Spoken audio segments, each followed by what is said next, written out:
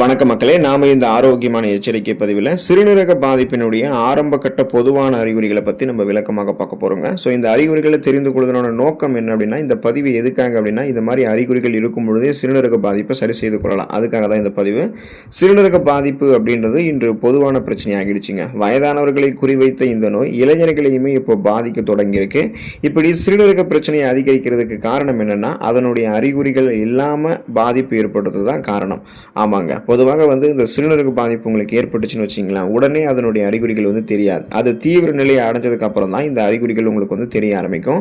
எனவே தான் இது நாள்பட்ட சிகிச்சை எடுக்கக்கூடிய பிரச்சனையாக உருவெடுக்க ஆரம்பிக்குது. இருந்தாலும் நம்ம சில ஆரம்ப கட்ட அறிகுறிகளை முன்னாடியே உணர்ந்தோம் அப்படின்னா முன்னெச்சரிக்கையாக மருத்துவரை அணுகி சரி செய்து கொள்ளலாம். அந்த அறிகுறிகளை விளக்கமாக பார்ப்போம். அதை பற்றி பார்க்குறதுக்கு முன்னாடி இந்த வீடியோவுக்கு மட்டும் ஒரு லைக்கை கொடுத்துட்டு இந்த தகவலை உங்களுக்கு தெரிஞ்சவங்களுக்கும் ஷேர் பண்ணிடுங்க.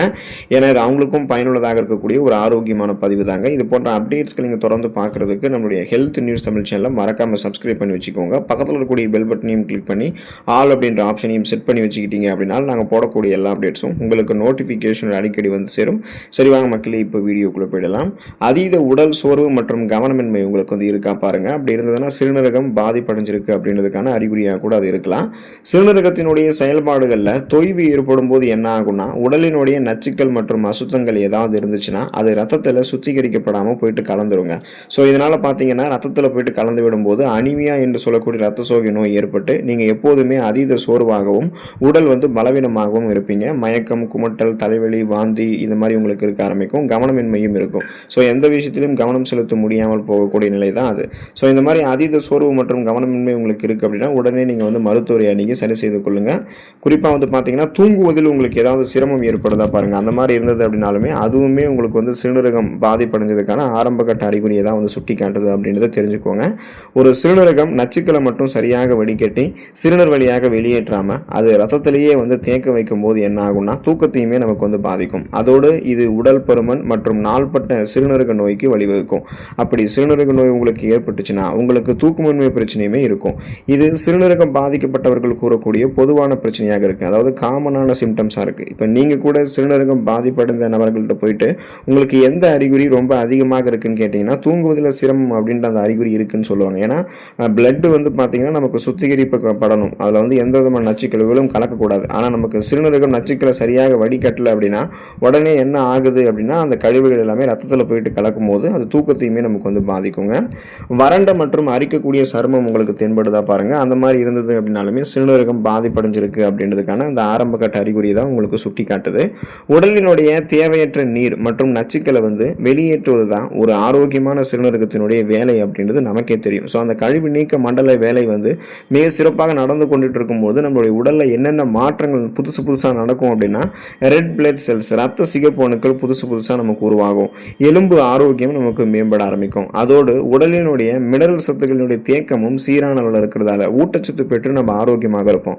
ஆனால் இப்படி எதுவுமே சரியான முறையில் நடக்காத போது என்ன ஆகும் அப்படின்னா போதுமான அளவுக்கு ஊட்டச்சத்துக்களும் நமக்கு கிடைக்காது. நம்மளுடைய சருமம் தொடர்பான பிரச்சனைகளான சருமம் வறட்சியாக மாறுவது, எரிச்சலாக மாறுவது, அரிப்பாக இருக்கிறது, இந்த மாதிரி தொடர்பான பிரச்சனைகள் ஏற்படும். நிறைய ஸ்கின் டிசீஸ் வர ஆரம்பிக்கும். எலும்பு பாதிப்பும் உங்களுக்கு இருக்கும். அதோடு சிறுநீரக பாதிப்பு அந்த ப்ராப்ளம் நீண்ட நாட்கள் உங்களுக்கு இருந்துச்சு அப்படின்னா சரியான முறையில் ஊட்டச்சத்துக்களையும் மினரல்ஸ்களையும் சமன் செய்ய முடியாமல் போயிடும். அதனால உங்களுடைய உடலுக்கு நோய் எதிர்ப்பு சக்தி திறன் கிடைக்கல அப்படின்னா பல்வேறு விதமான நோய் தாக்கம் இதன் காரணமாகவே உங்களுக்கு வர ஆரம்பிக்கும். ஸோ நீங்கள் தான் கவனமாக இருக்கணும். வறண்ட மற்றும் அரிக்கக்கூடிய சருமம் தொடர்பான பிரச்சனை இருக்கு அப்படின்னா அது ஏதோ ஸ்கின் டிசீஸாக இருக்கும் அப்படின்னு சாதாரணமாக விட்டுறாம ஒரு மருத்துவ பரிசோதனை செய்து பார்த்தீங்கன்னா என்ன ப்ராப்ளம்ன்றது உங்களுக்கே தெரிஞ்சிடும். வழக்கத்திற்கு மாறாக அடிக்கடி சிறுநீர் கழிக்கக்கூடிய உணர்வு உங்களுக்கு இருக்கா பாருங்க. அந்த மாதிரி இருந்ததுன்னா சிறுநீரகம் பாதிப்படைஞ்சதுக்கான ஆரம்ப கட்ட அறிகுறியை தான் அது உங்களுக்கு சுட்டி காட்டுது அப்படின்றத தெரிஞ்சுக்கோங்க. நீங்க அடிக்கடி சிறுநீர் கழிக்கிறீங்க அப்படின்னாலும் அல்லது இரவு நேரங்களில் அதிகமாக சிறுநீர் கழிக்க தோன்றுது அப்படின்னாலுமே அது சிறுநீரக பாதிப்பினுடைய அறிகுறியாக தாங்க இருக்கும். அதாவது இது எதனால உங்களுக்கு ஏற்படுது அப்படின்னா சிறுநீரகத்தினுடைய வடிகட்டக்கூடிய செயல்திறன் அது தடைபடும் பொழுது அந்த கெப்பாசிட்டி குறையும் பொழுது அடிக்கடி சிறுநீர் வெளியேற்றணும் அப்படின்ற அந்த உணர்வு உங்களுக்கு தோன்ற ஆரம்பிக்கலாம். சில நேரங்களில் சிறுநீரக தொற்று அதாவது கிட்னி இன்ஃபெக்ஷன்ஸ் ஏற்பட்டிருந்தாலுமே இந்த மாதிரி தோன்றக்கூடிய அபாயம் இருக்கு. அதனால அந்த வழக்கத்திற்கு மாறாக அடிக்கடி சிறுநீர் கழிக்கக்கூடிய உணர்வு அப்படி இருந்தது அப்படின்னா அதை நீங்கள் சரி செய்து கொள்ளுங்க. குறிப்பாக பார்த்தீங்கன்னா நீரிழிவு வியாதிகள் இருக்கக்கூடிய நபர்கள், சுகர் ப்ராப்ளம் இருக்கக்கூடிய பேஷண்ட்ஸ்க்கு இந்த மாதிரி வழக்கத்திற்கு மாறாக அடிக்கடி சிறுநீர் கழிக்கக்கூடிய உணர்வும் இருக்கும். ஏன்னா அவங்களுக்குமே சிறுநீரகம் பழுதடைஞ்சிருக்கும். ஸோ அதனால தான் இந்த மாதிரி ஏற்படுது. அதனால நீங்கள் செக் பண்ணி பார்த்தீங்கன்னா உங்களுக்கு என்ன ப்ராப்ளம்ன்றது தெரிய தெரிய ஆரம்பிக்கும். உடனே நீங்கள் சரி பண்ணிக்கலாம். சிறுநீரில் ரத்தம் கசிதல் உங்களுக்கு சிறுநீரகம் பாதிப்படைஞ்சதுக்கான ஆரம்பகட்ட அறிகுறியாக கூட இருக்கலாம். இப்போது ஆரோக்கியமான சிறுநீரகம் அப்படின்றது ரத்தத்தில் இருக்கக்கூடிய நச்சுக்களை மட்டும் சுத்தம் செஞ்சு ரத்த செல்களை பாதுகாக்கணும். அந்த நச்சுக்களை மட்டும்தான் நமக்கு வந்து பார்த்தீங்கன்னா சிறுநீர் வழியாக வந்து வெளியேற்றணும். ஆனால் அந்த மாதிரி நடக்கிறது கிடையாது. இப்போ என்ன ஆகுது அப்படின்னா சிறுநீரகத்தில் வடிகட்டக்கூடிய அந்த செயல்திறன் தடைபடும் பொழுது சிறுநீர் வழியாக ரத்த செல்களுமே கசிய ஆரம்பிக்கும். அப்படி நீங்கள் சிறுநீர் கழிக்கும் போது ரத்தம் வருவது போல உங்களுக்கு தென்பட்டதுன்னா நீங்கள் ரொம்ப ரொம்ப எச்சரிக்கையாக இருக்கணும். உடனே மருத்துவர் அணுகணும். இது வந்து சிறுநீரக புற்றுநோய், அதாவது கிட்னி கேன்சர், சிறுநீரக கல், கிட்னி ஸ்டோனு அல்லது சிறுநீரக தொற்று, கிட்னி இன்ஃபெக்ஷன்ஸ் பாதிப்பு, இதில் உங்களுக்கு எது இருந்தாலுமே சிறுநீரில் ரத்தம் கலந்து வரத ஆரம்பிக்கும். ஸோ நீங்கள் வந்து அதை உடனே சரி செய்து கொள்வது நல்லது. நுரைத்து சிறுநீர் வெளியேறுதல் சிறுநீரகம் செயலிழந்து போனதுக்கான ஆரம்பகட்ட பொதுவான அறிகுறியாக கூட பார்க்கப்படுதுன்றதை நீங்கள் தெரிஞ்சுக்கோங்க. இப்போ நீங்கள் சிறுநீர் கழிக்கும் போது நுரைத்து சிறுநீர் வருது அப்படின்னா அதில் புரோட்டீன் வந்து கலந்துருக்கு அப்படின்றதாங்க அர்த்தம். இது கிட்டத்தட்ட முட்டையை வந்து ஸ்கிராம்பிளிங் செஞ்ச மாதிரி ஒரு தோற்றத்தில் வந்து இருக்கும். ஸோ இதுக்கான காரணம் என்னென்னா சிறுநீரில் வரக்கூடிய அந்த புரோட்டீன் நுரையானது முட்டையிலுமே காணப்படும். அதனால தான் உங்களுக்கு இந்த மாதிரி இருக்குது. அப்போ நுரைத்து சிறுநீர் வெளியேறதில் சாதாரணமான ஒரு பிரச்சனையை நினைக்காதீங்க. அது ஒரு நோய்க்கான அபாயகட்டமான அறிகுறியாக முன்னறிகுறியாக இருக்குது. ஸோ அது உடனே நீங்கள் வந்து சரி செய்து கொள்ளுங்கள். ஸோ இந்த மாதிரி கண்களை சுற்றிய வீக்கிய தோற்றமும் உங்களுக்கு தென்பட ஆரம்பிக்கும். அது எதனாலன்னா இந்த நுரைத்து சிறுநீர் வெளியேறுதல் இருக்கும் பொழுதே உங்களுக்கு அந்த கண்களை சுற்றி வீங்கிய தோற்றமும் கூடுதல் அறிகுறியாக தெரிய ஆரம்பிக்கும். நுரை பொங்கி சிறுநீரகத்தில் புரோட்டீன் வெளியேறுவது சிறுநீரக பாதிப்பினுடைய ஆரம்பகட்ட அறிகுறியாக எந்த வகையில் இருக்கோ அப்படி உங்களுக்கு வந்து சிறுநீரகம் அதிக அளவிலான புரோட்டீனை வெளியேற்றுது அப்படின்னா இப்போ அதன் அறிகுறியாக கண்களை சுற்றி வீங்கியது போல உங்களுக்கு இருக்கும். பஃபிங்கான ஐஸ் வந்து தென்பட ஆரம்பிக்கும். கண் வறட்சி கூட ஒரு சில சமயங்களில் ஏற்படலாம். ஸோ இந்த மாதிரி இருந்ததுன்னா உடனே நீங்கள் மருத்துவர் அணுகி சரி செய்து கொள்வது நல்லதுங்க. கணுக்கால்களில் வீக்கம் ஏற்படுதல் உங்களுக்கு வந்து அந்த சிறுநீரகம் பாதிப்படைஞ்சதுக்கான ஆரம்ப கட்ட அறிகுறியாக கூட இருக்கலான்றது தெரிஞ்சுக்கோங்க. சிறுநீரகம் செயலிழப்பு உங்களுக்கு ஏற்பட்டுருந்துச்சு அப்படின்னா சோடியம் வந்து அதிக அளவில் தேங்கி கால்கள் மற்றும் பாதங்கள் வந்து வீங்க ஆரம்பிக்குங்க. ஸோ இது வந்து சிறுநீரகம் செயலிழந்தால் மட்டும் கிடையாது, உங்களுக்கு இதயம் தொடர்பான பிரச்சனை, கல்லீரல் தொடர்பான பிரச்சனை மற்றும் நாள்பட்ட கால் நரம்பு பிரச்சனை என உங்களுக்கு இதில் எது இருந்தாலுமே கால்கள் வந்து வீங்க தான் ஆரம்பிக்கும். ஸோ எதன் காரணமாக கால்களில் வீக்கம், அந்த கணுக்கால்களில் வீக்கம் ஏற்பட்டிருக்கு அப்படின்றத நீங்கள் செக் பண்ணி பார்த்தீங்கன்னா உங்களுக்கே தெரியும். பசியின்மை உங்களுக்கு வந்து ஏற்படுதா, அந்த மாதிரி ஏற்பட்டால் கூட உங்களுக்கு அது சிறுநீரகம் பாதிப்படைஞ்சதுக்கான ஆரம்ப கட்ட அறிகுறியாக கூட உங்களுக்கு இருக்கலாங்க.